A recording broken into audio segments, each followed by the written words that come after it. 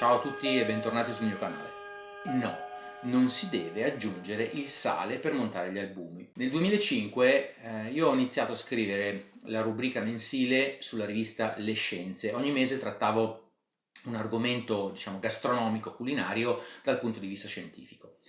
2 anni dopo, nel 2007, mi è stato chiesto di tenere la rubrica online, quindi è nato il blog La Scienza in Cucina. Era l'epoca in cui i blog stavano nascendo e crescendo, erano ancora questa cosa un po' strana, un po' nuova, dove chiunque poteva scrivere il proprio diario o raccontare le proprie esperienze, le proprie cose, raccontare delle cose alle persone.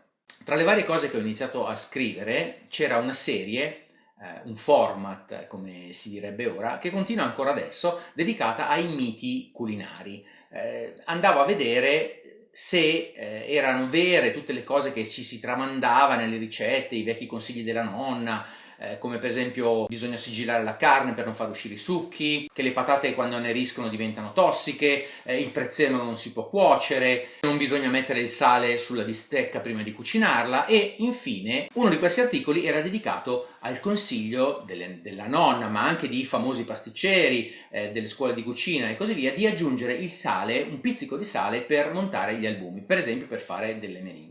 A quanto pare, all'epoca non lo sapevo, ma le meringhe sono la bestia nera di molti, diciamo, cuochi pasticcioni casalinghi, come sono io. Ecco, nella maggior parte dei casi le meringhe non vi vengono perché avete probabilmente aggiunto del sale agli albumi. Allora ho scritto questo articolo, seguito da un articolo in cui analizzavo scientificamente la ricetta per le meringhe, l'ho chiamata la ricetta scientifica delle meringhe, e improvvisamente questi due articoli sono stati condivisi, letti e riletti, sono entrati nella top 10 dei miei articoli che ho scritto sul blog. All'epoca fui guardato con un po' di perplessità, un po' di scetticismo, qualche volta anche ostilità da alcuni professionisti del settore, anche da qualche food blogger, da persone che tenevano i corsi. E insomma dicevano: ma che cavolo vuole questo chimico, questo qua che ne sa di cucina, cosa viene a insegnarci a noi come si montano gli albumi? Il sale si è sempre messo, no? Perché dobbiamo cambiare una cosa che si è sempre fatta?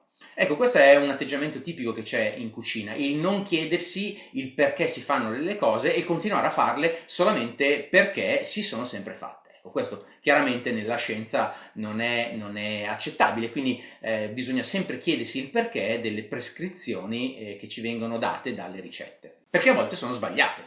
Quando si aggiunge del cloruro di sodio, cioè del normale sale da cucina, agli albumi che dobbiamo montare, effettivamente in una fase iniziale aiuta a montare, facilita l'incorporamento di aria e il legame tra le proteine. E il motivo è che le proteine sono cariche negativamente e l'aggiunta del cloruro di sodio fa sciogliere nell'acqua degli ioni di sodio più, e quindi aiuta le proteine ad avvicinarsi e quindi a coagularsi, perché è quello che devono fare per montare. Il sale, una volta disciolto in acqua e una volta montate le meringhe, comincia a attrarre a sé l'acqua togliendola alle proteine, quindi togliendo stabilità alla schiuma, che pian piano comincerà quindi a perdere di stabilità e il liquido comincerà a fuoriuscire.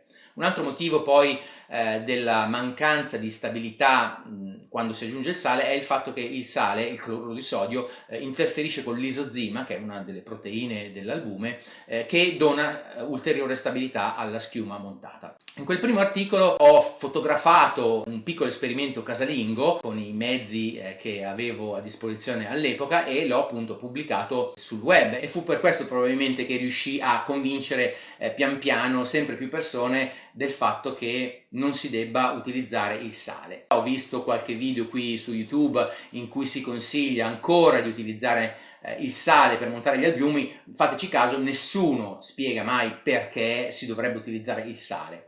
Però pian piano ho visto che insomma in questi 10 anni, con tutte le condivisioni, tutte le volte in cui l'ho raccontato, pian piano si è sparsa la voce, l'ho pubblicato, l'ho scritto sulle varie riviste, insomma pian piano il sale non si utilizza più. Si utilizza invece il limone, perché il limone, o meglio un qualsiasi acido, agisce nella stessa maniera in cui agisce inizialmente lo ione sodio, cioè cerca di attrarre le proteine per farle coagulare, e questo è dovuto agli ioni idrogeno che viene liberata da una sostanza acida come appunto l'acido citrico contenuto nel limone. Però non ha tutti gli svantaggi che invece ha l'aggiunta del sale perché non richiama acqua a sé, e questo è perché lo ione idrogeno è molto piccolo. Quindi aggiungere invece del sale una piccola spruzzatina di limone agli albumi vi porterà a una maggior stabilità della neve, così si chiama l'albume montato. Quindi ora vi faccio vedere l'esperimento con delle nuove foto che ho pubblicato sul libro La scienza della pasticceria, ma se volete vedere le vecchie foto e leggere l'articolo originale potete andare a vederlo, e vi metto il link in descrizione. A sinistra potete vedere dell'albume che è stato montato brevemente con semplicemente uno spruzzo di succo di limone, giusto mezzo cucchiaino. Niente zucchero per evidenziare l'effetto del sale. A destra invece potete vedere dell'albume che è stato montato senza limone, ma invece con un pizzico di sale. Potete vedere che la struttura è molto diversa, è molto più granulosa, confrontatela con la struttura molto liscia che invece si vede a sinistra. Aspettiamo 15 minuti, lasciamo riposare su un piano inclinato gli albumi montati in modo diverso e vediamo cosa succede. A sinistra possiamo vedere l'albume montato con il limone che è ancora bello stabile, ha ancora una struttura molto molto liscia. Si vede un accenno di perdita di liquido, e questo perché sono passati 15 minuti e vi ho detto non ho aggiunto dello zucchero che normalmente contribuisce a stabilizzare ulteriormente il prodotto. A destra però vediamo come si è ridotto l'albume montato solamente con il sale e senza limone. Vedete che la struttura è molto più granulosa, la stabilità è andata persa e soprattutto vedete quanto liquido si sta raccogliendo sotto. Quindi questo è uno dei motivi, il principale probabilmente, per cui le meringhe a casa spesso non vengono, è perché c'è il famigerato pizzico di sale che tantissime persone per secoli hanno aggiunto, ma ora veramente non c'è più nessun motivo di continuare a compiere questo gesto che è assolutamente scientificamente sbagliato.